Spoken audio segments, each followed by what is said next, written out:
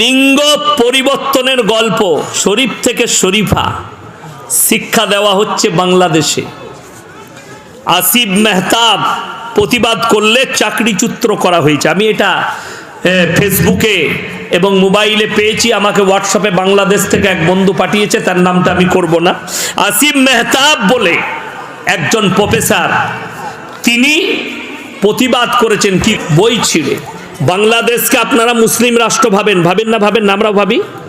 কিন্তু যত রকমের বড় পাপ সব বাংলাদেশে হয়। এই শরীফ থেকে শরীফা একটা ছেলে, এর বড় হিস্ট্রি আছে।